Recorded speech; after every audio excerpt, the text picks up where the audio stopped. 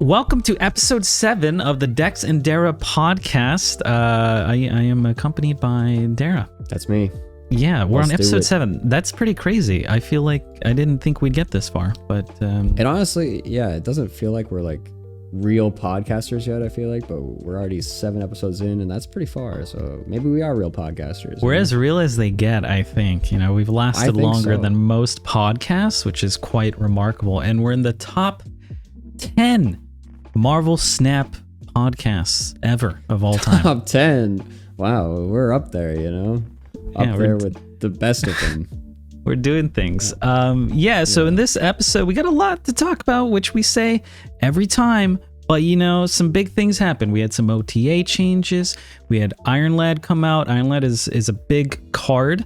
One of the most impactful cards I think they've released in a while. So we'll go over that. We'll go over next week's card, which is Howard the Duck. We'll go over what the best decks in the game are, in addition to the tier list. We normally do tier list, but I want to go do a little bit more of a deep dive on what the top performing decks are. We have a patch coming out next week, which I wanted to maybe speculate on. And then, you know, soon coming up is High Evolutionary. And a lot of people have been asking me, do I buy Iron Lad or do I buy a High Evolutionary? So we'll give our thoughts on that. And I think that'll be most of it, but maybe we'll also talk about something else like Legend of Zelda. Who knows? Breaking out. Maybe. Snap. Breaking out. Maybe. Okay. So should we talk about Iron Lad first? I think so. I think that was the biggest thing in the last week, and I think it actually was all around the ladder I saw. I don't know about you. Yeah, the ladder, the Iron Ladder. The Iron Ladder. Yeah, this card is remarkable. I think it can go in a lot of decks. I think. Yeah. So too. Well, we'll get into it. But yeah, looking at the stats here from Untapped.gg. This episode is not sponsored by them though. But we have an average cube rate of 0.23, win rate of 54.3, and a popularity of 1.7. The popularity is low because the card's 6,000 tokens. It's a lot of tokens. But yeah, this card, you could put in a lot of things. Put it in Patriot most recently. Put it in anything that has really good on reveals. It's got that really nice stat line, so even if you whiff, it doesn't really matter because it's got that beautiful Enchantress. Or I guess RIP, Enchantress got nerfed recently. We'll go over that. But yeah, it's got that 4/6 stats. What do you think about Iron Lad, Dara? I think... All right, so there's been like that talk about Iron Lad. I feel like the general consensus was right when it was first released. Everyone's like, it's completely busted. It's so good. Like, I can't believe they made it 6 stats, and they're like, nerf it immediately. And then I heard a couple people that were like, oh, it's way overrated. It's garbage. Every time I put it into a deck, it sucks. I think it's closer to the it's busted than it is to the it sucks. Like, I think you need the right-ish package, and it'll fit into a couple of those right-ish packages. You might just have to tweak your deck a little bit to fit Iron Lad a little bit better to really utilize it.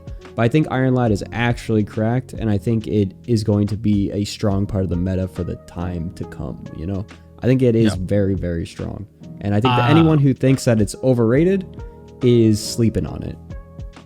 I agree. There are some deck building restrictions that do come with Iron Lad, like if you're playing him in a Patriot deck because you know, you're happy. A worst case scenario, maybe copies nothing and he turns into a thing. Or I guess the actual worst case scenario is like hitting a Mystique, right? Because then it might copy nothing, like literally be useless. So you might have to do some build around stuff, maybe not include Mystique, maybe not include other cards that will be terrible. Like if you can't play it in a destroy deck because maybe you end up venoming the wrong lane or you play a destroyer on accident, stuff like that. There's some slight build arounds, but generally it's really good. Like hitting an Iron Man, hitting an Onslaught, a Doctor Doom, a White Sarah. Tiger, a Sarah, even hitting a Rock Slide, a Darkhawk, a Ronin, a Devil Dinosaur. Pretty much you're probably going to be happy with half the things it hits in your deck. So just slightly tweaking your deck to make it even more Iron Lad positive. I don't know. It's pretty good. Yeah, I've had a couple really good decks with Iron Lad, I feel like, and every deck that I've put it into, that I've like kind of tweaked around for it, has improved in win rate. So I know I saw some people go and like look up like the general stats of people in their Iron Lad decks, but they're just like tossing it into like their old decks without tweaking it at all, and they're just like, oh, the stats are slightly lower, you know. It's like, yeah, it's because they're not really working it for Iron Lad, and they might not know how to use Iron Lad to the best of its potential, I think. So yeah, so looking at average cube win rate, I'll drop this a little bit. It seems like this is a Jubilee. The top performing deck is a Jubilee, Nebula, Doctor Doom deck. It's a lockdown deck. Spider-Man Storm, yeah. Seems it's got Scroll, yeah. It seems okay. Seems all right. Seems okay. Oh yeah. Well, that's the Stature that's Black one of the decks Bolt that I deck. use, actually. This is the one I am seeing him the most in. Yeah, I don't even think that's his best deck though. I do think it's one of the better decks, so it will look like the best Iron Lad deck, but I do think that there are better Iron Lad decks out there. Yeah, I think the best Iron Lad deck has not yet been discovered. I agree. Yeah, that's for you to find out, Dera. You gotta find it. You gotta I've get cooking. been on the hunt. I've got some stuff from the latest OTA buffs that it is cooking. Let's talk about the OTA. Where's our OTA? Here it is. All right. So Drax went from a 4/5 that can get +3 if you hit. Now it's a 4/6 that gets +2. We got Venom getting a huge buff, going from 1 power to 3 power. Got Enchantress going down from 6 to 5. She was just too good, I guess. Rockslide also going down from 6 to 5. RIP Rockslide. Caught in the crossfire. The Dark Hawk crossfire. It didn't need to go down. Like, obviously they're just doing it for Dark Hawk, but it just, anytime you want to use Rockslide outside of that, it's just not going to be nearly as good anymore. So it's sad to see that happen. That they the just wrong boy died. Hit the deck. I think that's exactly what the phrase is. Yeah, they shouldn't have killed Rockslide. They should have maybe nerfed. How do you even nerf Dark Hawk though? I think that's a thing. You could have just literally given him the -1, make him 4 -1, and it would have just been all right. It's the same nerf, but it's to the card that needed it, not the other one. Or buff his power a couple and then make it so it only gets +1 for each card in your opponent's deck or something. Yeah, a lot of people have said that. A lot of people want it to be like, basically, I saw someone wanted to be a 5/3 +1, so I don't know about that though. That sounds pretty bad. Yeah, that sounds really bad. Or maybe it was a 5/3 +2. It might have just been a 5/3 +2. 5/3 +2 might be all right. But yeah, Enchantress going down, which is interesting because when she was at a 4/4, I barely saw her aside from like Sarah Control. Then she went up to a 4/6. I saw her a decent amount, quite a lot actually. Oh yeah. But now at a 4/5, yeah. Now at a 4/5, I'm not sure how often we'll be seeing her. Yeah, I was sad that they brought it down to a 4/5, honestly, because I know it was strong at a 4/6, but it's fun. I feel like to have like that shakeup where you are seeing like a decent tech card that could compete with something like Shang-Chi. A lot of people are removing Shang-Chi from their deck, putting in Enchantress, because it's just like having those 3 extra stats is like much more meaningful, and it actually feels good to just like play it out and not hit anything. So it's like it was just a tempo card as well as being a tech card, which felt really cool, I feel like. And now it's back to being like more towards the tech side of things rather than just tempo. So yeah, I don't know if we'll see it as much. I personally am very sad about the nerfs to both Enchantress and Rockslide. I was working really hard on a Cerebro 6 deck, and it was performing quite well. It had some legs, and now those legs have been amputated. It cannot proceed any further. I even had a video ready for it to upload on my YouTube, and I had to trash it. I had to trash it. It is on my VOD channel. No. Did I do? I did. I haven't done Hella recently. Wait, no, I have. in Cerebro 6. Oh yeah. Oh, sorry. Yeah, absolutely. You need Hella in there. Yeah. Gotcha. Okay. Just want to confirm. It was like Iron Lad, Hellcow, Hella. Yeah. Okay. Oh yeah, it was glorious. I even put, I think, Invisible Woman in there as well. Yeah, I really lean I built into the same, very similar Lad 6. I called it just because I was building it was the day Lad came out. It was just one of the Lad decks I made. Wow. Yeah. Maybe I stole your deck and was tweaking Probably it. Not. Mine only performed 50% win rate, so not the best. I'm scared to look at my stats because what if I actually went negative? I still think it had promise. So now I'm waiting for Iron Lad to get nerfed to 5 power. And then we can Cerebro 5 with Doctor Doom, maybe some Nimrod. I think Cerebro 5 right now would be pretty okay, honestly. Maybe I should play Cerebro 5. But yeah, okay, so let's look at our stats from last week here. We got you playing not too much, but... What do you mean not too much? Should we talk about the Venom? What have you had the most success with on these Venom buffs here? I wasn't streaming too much of the new OTAs when it first dropped, and I watched a few people play a couple different Venom decks, and I was watching and I was like, I don't think those are going to be... Like, a lot of those decks, it didn't really benefit from the Venom buff that much, I think. Like, I saw people playing Deadpool, I saw people playing negative Venom, and I think both of those are kind of... like, Venom didn't benefit from negative buffs, right? Like, and I think still the negative version is still kind of just more of a high roll deck. Same with Deadpool. Like, you need Deadpool early for it to be good, so it's kind of high roll if you end up getting that Deadpool going. So I was like, I want a more consistent, a little bit more thing that can use the Venom across the board and just use that extra power. So I built this Iron Lad Null Venom deck. So like a big part of this is just you kill your own stuff a bunch, and then you can just null later if you want. So a lot of your stuff can be killed and come back, like Nimrod and Wolverine. Your Iron Lad can become Nimrod or Wolverine as well. You play Magic to get even later into the game, so your null can get Arnim Zolid and stuff like that. You have Wave to play out one of your cards early as well, so you can play out an early Destroyer and early Null. It's a pretty interesting deck, I think. Yeah, I tried your deck. It didn't do too hot for me, but I agree that a lot of people are leaning into things that probably aren't the best use case for Venom. I feel like ultimately it's going to end up being like a Nimrod Galactus deck that also runs Venom. That's going to end up being best, which I personally don't feel like playing Galactus. No? I think it's just a Deathlock replacement is like Venom. So in any deck you were going to put Deathlock, put Venom instead. That's true. That's a really good point. The only time you wish you had Deathlock instead is maybe if you're hitting a Void or like a Hood. Yeah, exactly. Yeah. If you're building out like your I don't know, Sentry decks and you want to do that kind of stuff, but yeah.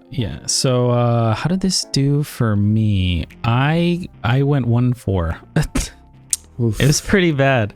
I forget what happened, but I feel like I got really unlucky with my locations and whatnot. It might have just been unlucky. Like if a 5-game sample size, anything could happen to that. Like it was I a lost skill diff. 11 of my games, out of my 30 games I played, or 31 games. But that means like it could have went 1-5 in the first 5, or 1-4 in the first 5 games. Yeah. So I don't know what happened. It didn't go too well. Maybe everyone was expecting it or whatnot. But you were talking about negative Venom being bad. This deck performed really well for me. I realized that Venom, a lot of people yelled at me in my video. At least I don't know if they actually yelled, but in my brain when I read their messages, they were yelling at me that this is the first deck you want to try when you play, or when Venom gets his attack buffed. I tried this one as well, this Venom Null deck. This was the first one I tried, and it did absolutely garbage. This one was running Sabretooth and Venom and Death, and it was just awkward. I couldn't get them both off. So I switched to negative Venom, and it was doing phenomenally. Phenomenally? That's a word, right? It was doing really well. It's a high roll deck, so you played 8 games. It is a high roll deck. It's a high roll deck, yeah. But people have been saying it's been performing very well for them as well. Really? In my comments. So yeah, they're like, it's more than just high roll, you're saying. Yeah, and I think negative decks, I think the cube win rates are high, but I think the actual win rate's low. In this case, I went 6-2, so my win rate's 75%, which is great. My average cube is 2, but yeah, it's a really low sample size. But that's the thing with negative decks. It's like you high roll and you stay in the game, or you don't high roll and you leave if they snap. And sometimes you could still win with this. So I think Venom not needing to be negatived actually makes it so you can win even if you don't get negative with this deck, is kind of what happened to me. And if you play negative, you don't necessarily want to draw Venom flipped. You don't care about that. You'd rather draw your Darkhawk, your Iron Man, your Arnim Zola, your Null. But then you kind of just used Venom anyway. So maybe you just draw Venom before Mr. Negative, and then it's a buff. So it's kind of like a half measure. But yeah, this did the best for me. I don't know what did the best for most people as a whole. Maybe I can pull these stats up real quick. Just put in some Venom. All decks. Venom, 3,000 plus collection level. It does seem like most people are just doing Galactus stuff. That's the highest win rate. Galactus, and then the next thing is Death Wave. A Death Wave deck, yeah. A Thanos Destroy deck is kind of interesting. So Thanos with... Oh, it's Galactus. Never mind. Thanos, yeah, the triple big bad. Null, Galactus, and Thanos. Although Null's not really a big bad. But yeah. He's a baddie. He's a baddie, yeah. Okay, so yeah, it seems like Galactus might be the way to go. If you up the average games, can you up that to like 300 or something? Like put it in 300 for the minimum that it is, and see it. Yeah, 300. It's Death Wave. Death Wave. Okay. Oh, and then the negative. Hey, look at this. But look at that win rate. Look at this. I actually think these stats are before Venom was it's latest patch. Do they not? Yeah, but latest patch is 418. I don't know why they're not doing this. I asked them to change this. If anyone is working at Untapped, I asked Tiago to change this. He doesn't want to. Yeah, because they only give you the 3 options, right? Current location, latest patch, in the last 30 days. Because I wish there was, I wish there was another filter that was actual latest patch, and then one that was like, or latest OTA maybe, instead of latest patch. That would be nice. Yeah, because I feel like these stats are a bit diluted, and it kind of messes with everything. This is from 418. There have been like 3 or 4 OTAs since these stats have been. So you're thinking that negative deck got better since the patch, or worse? But I think most of these. So it's like, I think mine. I think I don't have Angela. You don't have Angela. Yeah, I think you had these. Psylocke instead. Yeah, because I want the early negative. These stats are from the previous version before Venom was buffed. So like, did it get better? Did it get worse? There's no way for us to tell, really. That's the problem. It's 45% win rate, but with a positive cube rate. But that's what I think of when I see negative, though, is like really inconsistent at high rolls. So when you're kind of high rolling. Mr. Negative means negative win rate. And I think a really good thing about it is when to snap. It's very straightforward. If you get negative out on 3 or you get negative on curve, you snap. Yep. It's straightforward. There's a lot of decks where it's like people don't know when to snap. So I think this makes it easy. I do want to talk about next week's card as well. This will be Howard the Duck. Howard the Duck, I think we briefly touch on him last time? Yeah, we briefly touched on it just because of Iron Lad combo, I think, was one reason to really talk about this. Yeah. You tap to see your top card. With Iron Lad, it really matters what your top card is when you're playing it. Yeah, so a few things about Howard the Duck. He's a 1/2 ongoing, where if you tap, you see the top card of your deck. Now, people are thinking this is just for Iron Lad, and I think that's kind of what the main purpose is. I mean, he's coming out right after Iron Lad came out. I think he's going to be, maybe useful for Jubilee, but I think in general, not going to be too impactful. I think one of the weaker cards that we've seen, maybe since Snowguard, probably not too useful and probably cut, I think, from Iron Lad decks. I think just high roll your Iron Lad. You don't got to see what's on the top. Just don't suck. A couple things we talked about a little bit last week. The exact principle. Yeah. So one big thing I wanted to point out is it's a bit confusing. Tap this to see the top card of your deck. Your opponent cannot tap Howard the Duck and see what's on the top of their deck. I think that's the wording's a little bit awkward, but it doesn't work for your opponent. I know there's some confusion there when I've talked about this card. So I think this is probably going to be a pass. Probably don't want to spend 6,000 tokens on Howard the Duck. If you open them up, congratulations. I've never opened a Series 5 card yet. Have you? No, still have not. And I'm still sitting on not opening Snowguard, so it's still in there. We've both spent thousands of dollars on the game, and we are being punished. Yep. Why, Yeah, Ben? no pity timer for Series 5 cards, which kind of sucks. Yeah, where is the pity timer? Okay, so another thing I wanted to talk about after we've talked about Howard the Duck and how he's going to be 6,000 tokens. A lot of people are asking, should I spend my tokens on Iron Lad or High Evolutionary? This High Evolutionary, which I don't think we really talked about too much. Maybe we have. He's a 4/7. He is going to be a big bad, meaning he's going to be permanently at 6,000 tokens for the foreseeable future. And at the start of the game, unlock the secret ability of all your cards with no abilities. This means stuff like, I guess it doesn't show here, but The Hulk, A-Bomb, Misty Knight, Wasp, all these cards that have no abilities and generally or normally get buffed by Patriot. If you include those with High Evolutionary at the start of your game, those will have really strong on reveals, mostly. Some of them aren't except on reveal, for Abomination's not on reveal. There's a couple other ones that aren't on reveal. but they're gonna have strong abilities. They're gonna be very good. I think you just want to include all those cards in your High Evolutionary deck, and I think it's gonna make a really strong deck, and they probably want it that way. They probably want it really strong, so everyone has to buy the collector's tokens and get this big bad. Just like Galactus and Thanos all had their day in the sun. But not King. Not King. King had no sun. No sun for King, unfortunately. Yeah. People, a slight tangent here. People were complaining that the collector's token bundle came out. That was $100 or whatever. And then Iron Lad came out like really close together. Maybe at the same time. I don't know.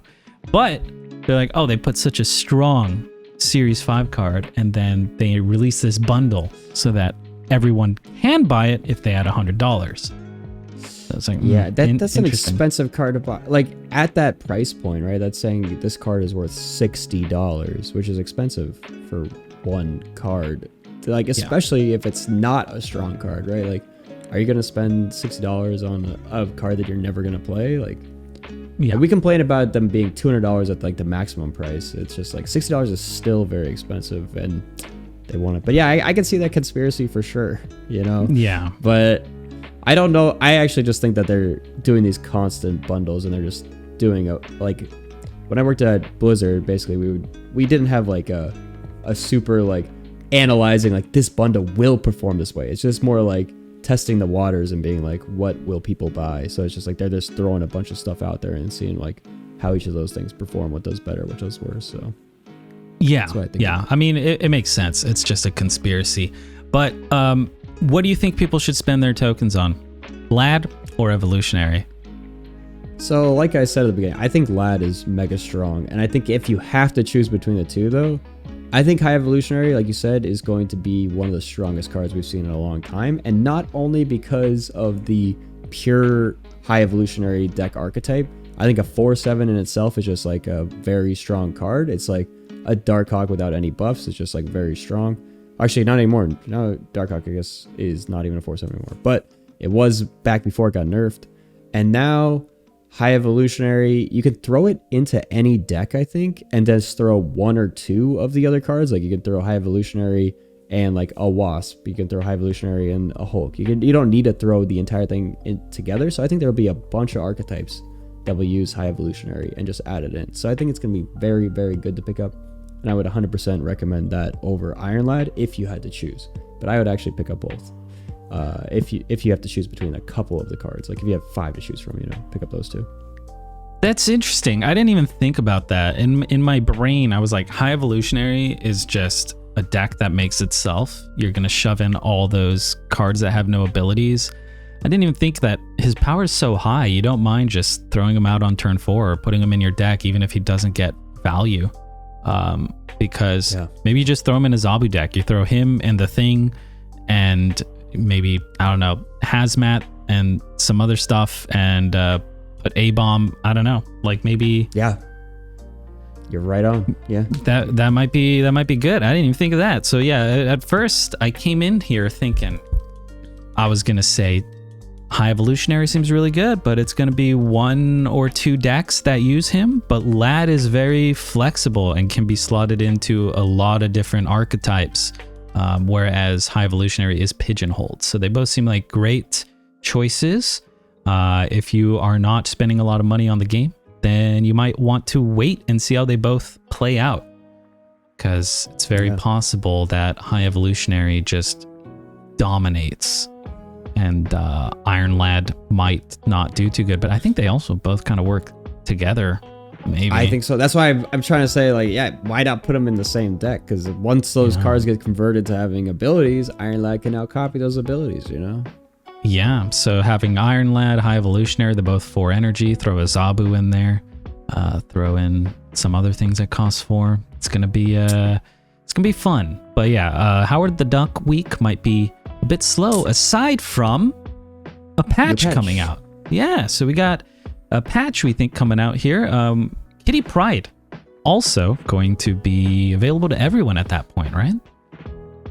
Yeah, Kitty Pryde's coming back. We haven't seen that card for 2 months. It's been out. We already got compensated for them removing it from the game because you and I picked it up, right? You picked it up. Yeah. And now it's coming back. It's got a different stat or a different power, I guess. It's like now it always returns to your hand instead. Yeah, so you have to play it out on the last turn or you don't get any value. Unless your hand size is full or something, probably. But yeah, so Kitty Pryde, she did get a rework, but she is free to everyone, and you already got a refund if you bought her. So that's pretty cool. That's nice of them to do that. We've been giving them high praises, and I think they deserve it. I think they did it right. I do wish the card was in its original state, but I can't really complain. I'm just nitpicking at that point because the card's free. I don't know. I'm not as hyped to mess around with her for some reason. Although I probably should be, since everyone's going to have her. It'd probably make a fantastic amount of content. Yeah, that I think from a content perspective, any card that everyone gets access to, you know, especially new cards. I wish they kind of would throw a free new card out there every once in a while. I think that would be great for the game and content, you know. I've been saying free. 1 card a week, like throw out Howard the Duck, you know, give him free. Well, I guess that doesn't matter because Kitty Pryde's coming out free. But Howard the Duck, he's kind of butt cheeks, not good butt cheeks either. So you give everyone Howard the Duck for free, and then they buy. Like, I don't want Snow Guard for free. Like, if they just like release a non-card for free, no one's gonna play it. Howard the Duck, I think, is essentially a Snow Guard. Like, I think it's would not. You rather it's have a bad card? Yeah, but would you rather have Howard the Duck for free or Snow Guard for free, or would you rather wait and open it in a cache? I mean, I don't open those in caches anyway, so you will eventually when they downguard. Yeah, sure. Yeah. So yeah, I honestly, I'm indifferent to opening those cards for free because I'm not gonna play them either way. Probably I might try them out for a day and then be like they're bad, like I did with like Ghost and some other cards that I got, like Shadow King. You know, I tried them out for a day, tried to make them work, they didn't work, and it just like I just lost a bunch, and I'm like, all right, well, that was it. You know, fun card. Yeah. But I think that's another thing with like making these like high evolutionary things, like big bads and stuff. We talked about it a little bit last week, but it's like I don't want them to just gatekeep the best cards in the game. Like, I think that is bad for the user experience of people who want to just play the fun cards like Galactus, like Thanos, and now High Evolutionary. Like, I want them to make everything as accessible as possible so that more people have access. But that's my dream, you know. Yeah. I agree with that. That'd be nice. Don't know how they're gonna accomplish that, and they probably just want to make a lot of money, so I feel like they won't do something like that. They want to make the really good cards behind paywalls. Yeah, they said after Nexus events, when everyone complained, they said, we're going to double down and focus on cosmetics and the season pass. And they didn't do that. And I think that kind of sucks. Yeah, you know? They lied to us. They did a little bit, actually, though. But yeah. But maybe they have said those things are coming. We talked about it last week. There are changes coming.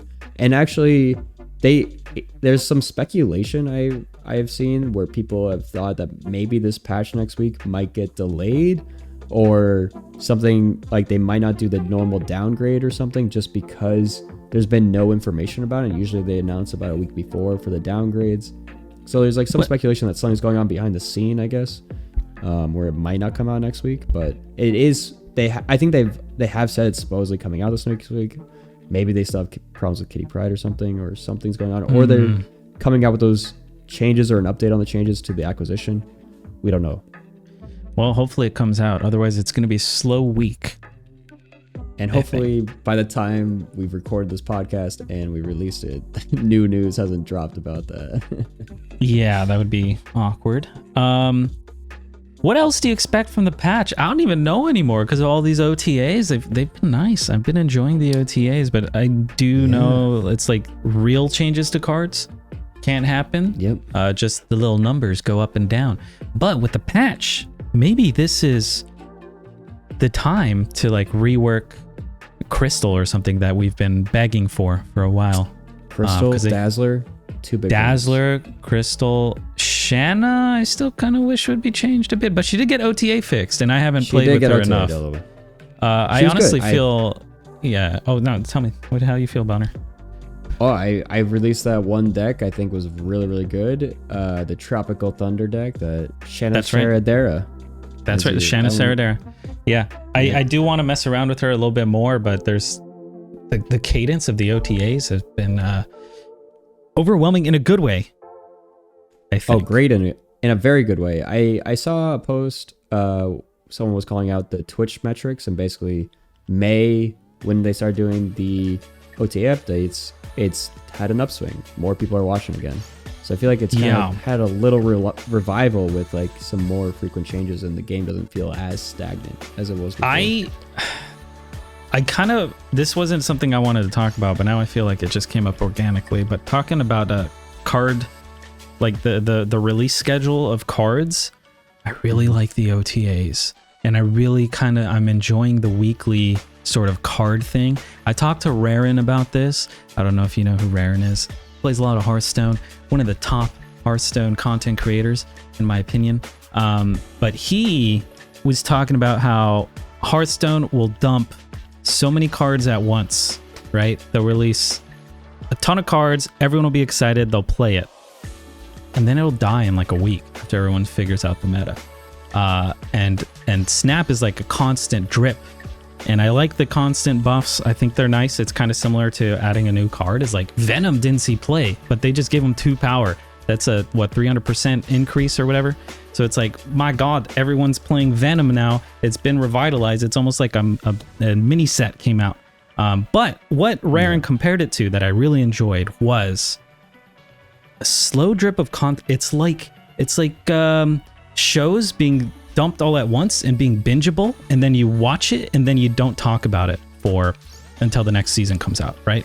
But like something like Last of Us, where it was coming out week after week, you constantly just heard about it for so long, and it was just very it hits very different being able to binge it all and watch it, as opposed to looking forward to those weekly alterations, those weekly additions, those weekly episodes.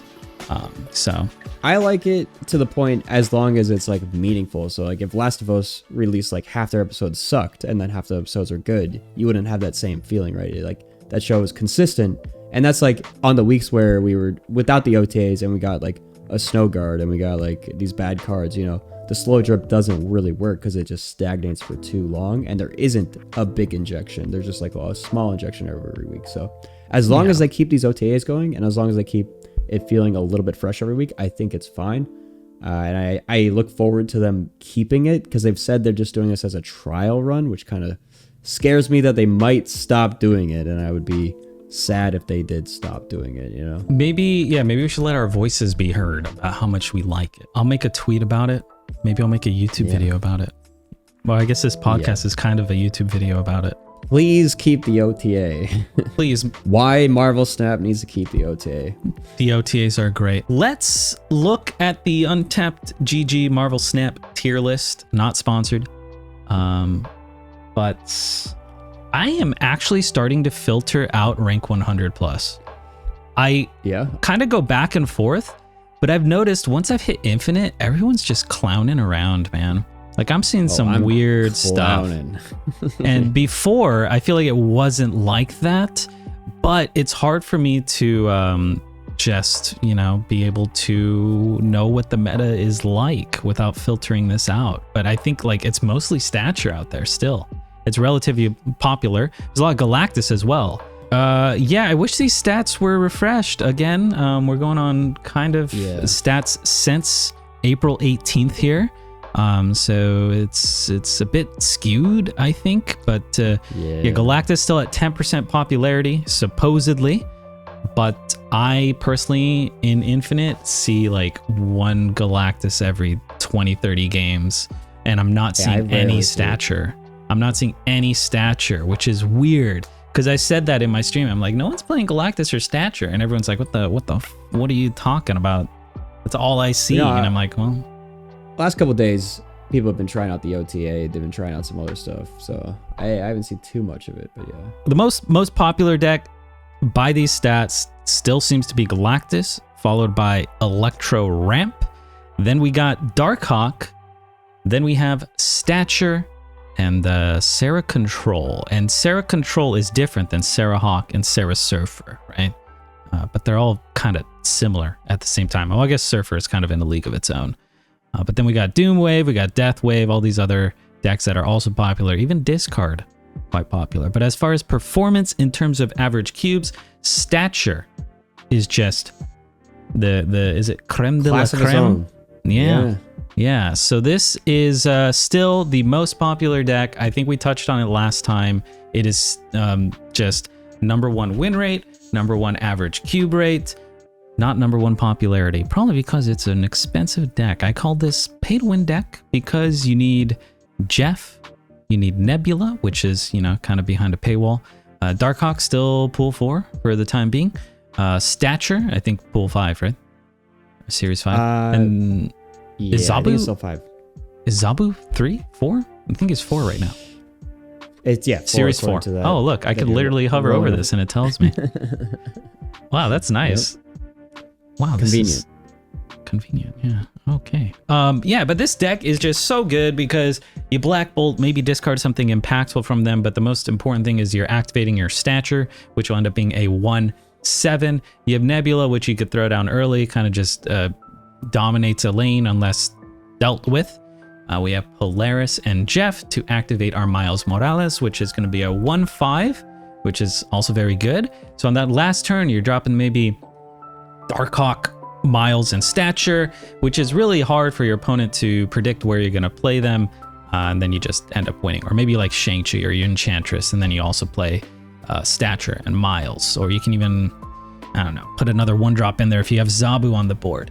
But yeah, this deck is great if you just want to fly through the ranks and you have the most important card, your credit card, then this is the deck for you. If you don't have Jeff, I think he is replaceable with a Nightcrawler. Yeah.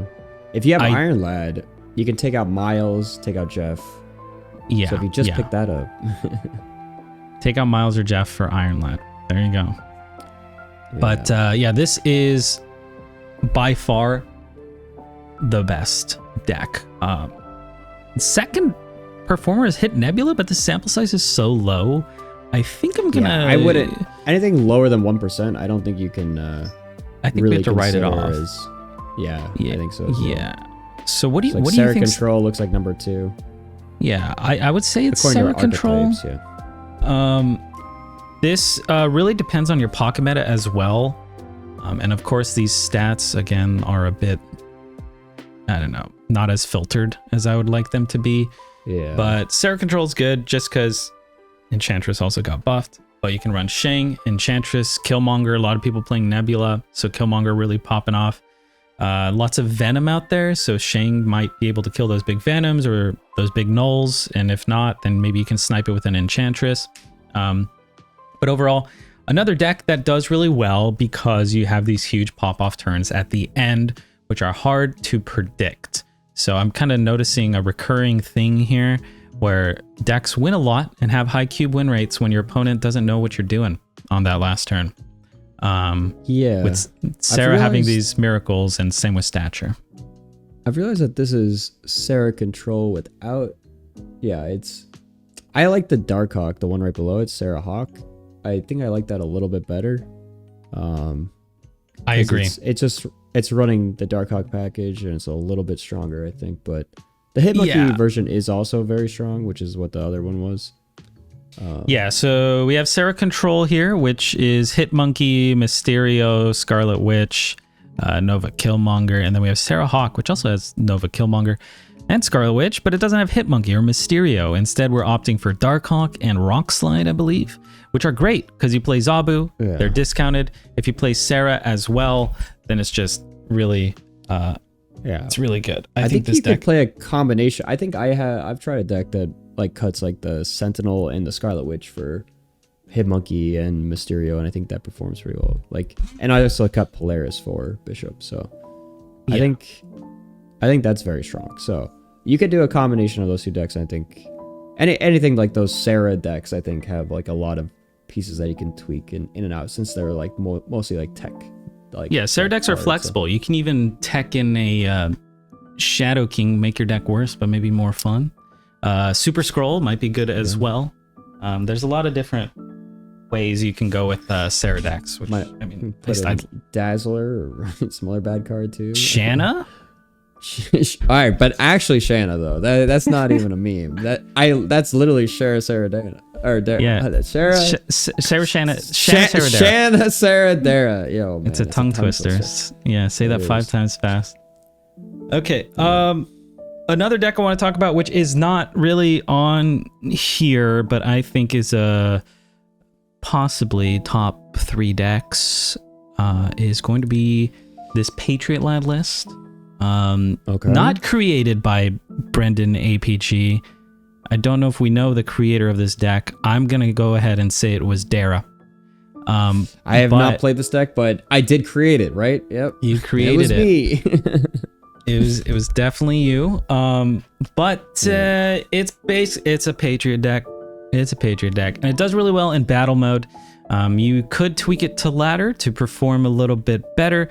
I'm thinking maybe dropping Doom or Onslaught probably Onslaught. Dropping Onslaught for Ultron might be the way to go. But then you can whiff with Iron Lad. So I was gonna say this is an Iron Lad deck, like specifically, so they're trying to get a lot of value out of the Iron Lad. So if you have that Ultron, you could kind of really screw yourself over. I feel like you can't. So maybe you don't want to put them in there. I just came up with that on the top of my head. I forgot about the Iron Lad interaction being awful. This kind of circles back to Iron Lad. You really got to be selective of which cards you end up including. With this list, we're running Iron Lad, Doom, Onslaught, Marvel, Iron Man, Debris, Brood, Patriot, Mystique, Sinister, Misty, and Wasp. And I believe they were saying that Misty is feeling awkward. Same thing with Mystique, because your Iron Lad can hit that and whiff. But Mystique has so many good targets with the Iron Man, the Blue Marvel, but generally on turn 6, you're playing Doom or Onslaught, or a 5-drop and a 1-drop, which is why I'm guessing the Misty Knight is there. So I'm thinking maybe you don't want Mystique. The nut is there with like Patriot into Mystique, but it's a little bit awkward. So yeah, I think the list could use some refinement. One of the reasons this is so nice for battle mode, because your opponent doesn't know, like, are they gonna Doom? Are they gonna Onslaught? How do I play around it? I don't know. But yeah, if you don't have Iron Lad, Patriot's just a good deck still. Maybe a little bit boring, but you drop Iron Lad, you put in Ultron, and then just lose priority, get your Patriot down, don't get Enchantress, and boom, easy cubes. Surprise Ultron fills the board with all your big, strong drones. Yeah, so Patriot, always good. I feel like it's always going to stick around. If they end up adding another card that like buffs cards, they got to be careful with that, because Patriot might get way too good. Yeah, I think Patriot is a very strong deck, but I personally find it boring. Like you said, it's not that interesting to play, but it's strong. It's a solitaire like deck, which are ones that I typically don't like playing as much, just because you just play them out very similarly every time, and you don't really have to interact with your opponent that much. Yeah, which is why I think it's going to have an average cube rate that's quite high. And it's consistent, so there's that. Just draw Patriot. And yeah, kind of like linear, like Galactus, which is another one I want to talk about because there's still a lot of buzz around Galactus. A lot of people saying, I hate Galactus. I want to uninstall. I've seen less stuff of that like recently, that. actually. I have been seeing less of that. I think there's pushback, right? There's pushback, but I think it might just be like people are tired of saying that because they're just like, you can't keep saying it forever. But I also think the play rate has gone down, and when people see it less, they complain about it less. I think the main complaint about Galactus is mostly around it being too frequently played. Because if you saw, it's just kind of like they just changed like locations, some bad locations to be less frequent, and it could just felt bad to have some of those. But if like Ego showed up in half your games, like you'd hate Ego. But with Ego showing up 1 in 1,000 games, you're like, oh, this is fun. And if Galactus showed up in 1 in 1,000 of your games, you'd be like, oh, that was fun. That was an interesting interaction. But it's just like when it's too frequent, people complain. So with it going down, I think people are complaining less because they don't see it as much. And maybe they're also playing decks that are good against it because the lockdown lists, I think, are all really good against it. Those are really popular recently. Some of the other Iron Lad lists are pretty good against it. Yeah, and then like stuff like Debris or Viper can really just counter it quite well. People still saying they just hate playing against it, even though they win against it a lot. It's really boring to play against because like what they're gonna do. There's no surprise, and I think it's kind of like a net negative. Although actually beating a Galactus, like a properly timed Cosmo, or maybe you play a Debris on the same turn because you had priority, or you Viper something over when they play Galactus, top 10 feelings of all time. Yeah, I think those are good feelings. Like I like just like shutting down the Galactus player, but obviously the Galactus player probably doesn't like that. And I think that's where people think it's kind of like a net neutral like card, no mini victories really, because I think if you're Galactus and you get shut down, it feels bad. If you're Galactus and you win, the other person feels bad because it's just like back and forth there. And I can see that, but I think it's an interesting card. And I just think as long as it's not played too much, it'd stay like interesting in the game. So I think they just need to do something to make sure the play rate doesn't get too high. Yeah, and it seems like it's dropping a little bit. Maybe it's because of the OTAs and people want to test other things out. Maybe it's because people in Infinite kind of have stopped try-harding as much. But yeah, I'm seeing a lot less Galactus. Maybe people are getting bored of it. I don't know. But maybe. Yeah, definitely not one of the top decks. But if you have Galactus, there's no shame in playing a Galactus deck. It's just there's other no things shame out from there. us, but maybe other no people. Shame from us. Most other people are going to be very upset, but just Electro Ramp, like I think Sandman's pretty it's got right now. Yeah, especially with a lot of the decks that have been going around, like the Stature deck gets kind of really shut down by Sandman because you really want to get like your Miles Stature out there on the last turn with the other cards. So I do think that Electro Ramp has a big comeback in its by comeback I mean like it was really highly played and then it kind of came down a bit when they nerfed it, but I think it's still good even with the nerfs, and we'll see that. And it's good with Iron Lad too a bit, Yeah, I think decks like Stature and Sarah Control and the Darkhawk decks we're talking about being super, super strong, right? And the cards that counter them are like Sandman and Leech. Those both kind of ruin their game plans. So those might see a surge in popularity if we start seeing a lot more Stature and Sarah Control.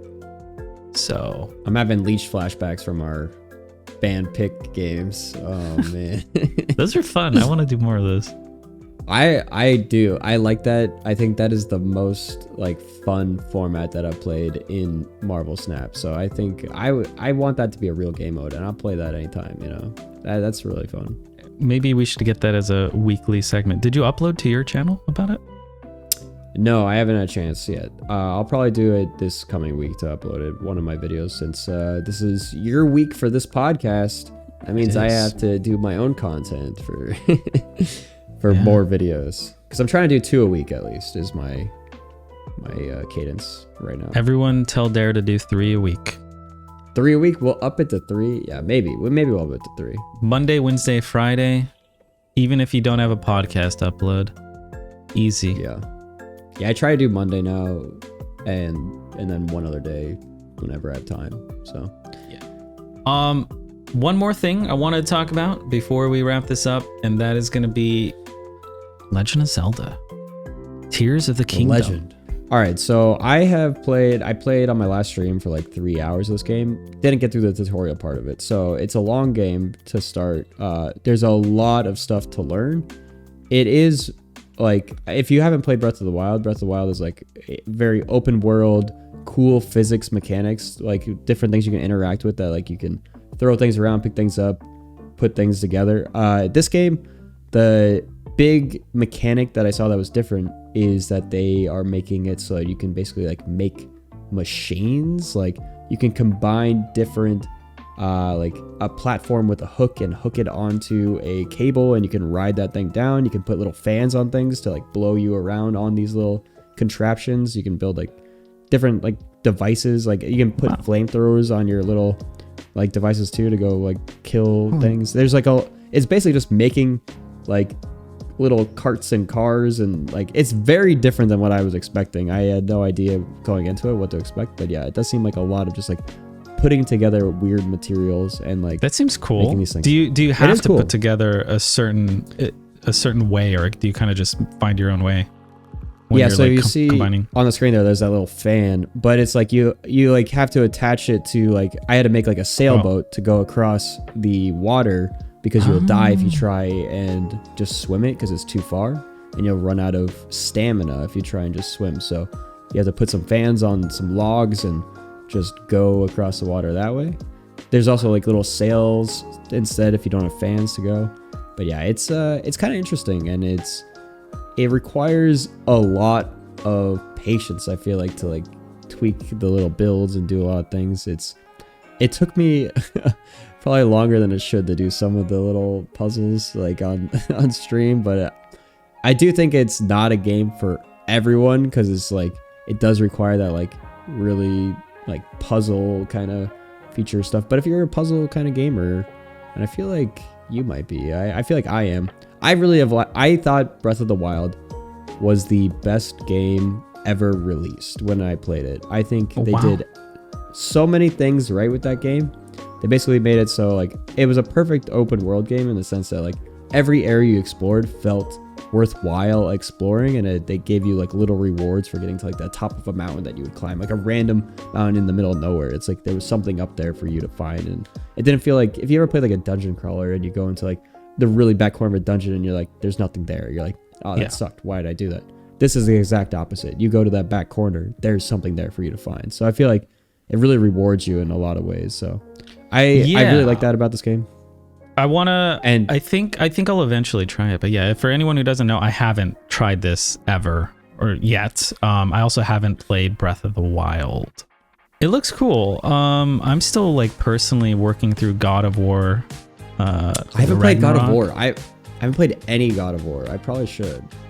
I've been enjoying it, but for some reason it's taking me forever to get through it, because I play like an hour here, an hour there, and then all of a sudden my free time gets busy with making YouTube videos, or like I gotta go visit family or something like that, and then it's like, okay, I can't. And then I fall out, like I haven't played it in like a month. I'm gonna pick it up and I'll be like, how the hell do I hit things again? I'm gonna forget my combos. But yeah, I think I actually have Breath of the Wild, so I should probably play that before. And everyone's just saying this is a refresh of Breath of the Wild, and they're like complaining about it, like, oh, it's just Breath of the Wild, but like an expansion. But it seems like, yeah, I think it's just not as different as Breath of the Wild was from the previous one. So it is kind of like an extension of Breath of the Wild. They give you a couple new abilities, but using the same graphics, the same physics engine, the same like, I don't know, almost even like story. It's just like, it seems very similar in a lot of ways, but I do think that's not necessarily bad, because more Breath of the Wild isn't bad. And they did add a couple new really different mechanics, like I said, like combining those things together and building those machines was not in Breath of the Wild. So I feel like that is like a cool new mechanic. Yeah, I was gonna say, it seems weird to me that people loved Breath of the Wild so much, best game of all time. This comes out and people are mad that it's just more Breath of the Wild. I'm like, don't you want more of the good stuff? But I guess they set expectations high for innovation. Yeah, they want innovation. They want new stuff that like feels different. But their new thing here is like they put it in the sky so you can fall off the edge and fall to like your death. Like, and then they made it so you have machines. And I feel like that's the big difference in this game. And I haven't got far enough to really say too much about it other than that, but that's my current feeling. What have you been playing? What other video games? Just TFT and Marvel Snap? Yeah, it's mostly those two. Yeah, I haven't really... I don't have time, you know? That's the thing, to break into anything else, but... The only game I've been playing is called... It's really stupid. It's called Eidolon. Tell me more. It's an MMO. If I'm playing a game in my free time, it's generally with my girlfriend. So like a game we both can kind of play together. So this is called Eidolon. Eidolon is a really, really old, and I guess 3 years old MMO. Doesn't have a lot of people playing it. It's an idle game. She loves idle games. Legends where you're just like, of Eidolon? Yeah, I think that's what it's called. I just Googled it, so... Oh, there is just Eidolon. Eidolon the idle MMO. Yeah. I'm showing it on screen, but it's not necessarily a fun game, but it's a good game to do on the side, like while I'm editing, because literally all your characters do is like smack rocks. So this is Dekkster. It's similar to other games I've played. Can you guess what game it's similar to? That I've played?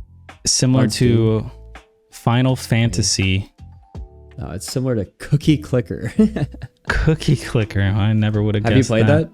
No, is it good? It's just another idle game. Oh yeah, it's a really fun idle game. It's just like you just like, upgrade stuff, and that's yeah. See, I started smacking these rocks. I hit auto, and now it's just smacking them, and I kind of just move it, and I start editing, and then I can edit YouTube videos or whatever. Yeah, just like Cookie Clicker. Another. And then I'm like, okay, let me go back and see what I got. Like, okay, I got some sticks, I got some money. And then the cool thing about this game, you could switch to other characters. So like I haven't played Seven the Cat. They're all unique names. So his name's Seven the Cat, named after my cat Seven. Like I gotta go click all these things. This is what I earned while I was offline. And then I just click auto. I can like manage my inventory and then I switch. This is your actual game that we're watching right now. Yeah, this is my actual game. This is like my save. This is what I do while I'm editing.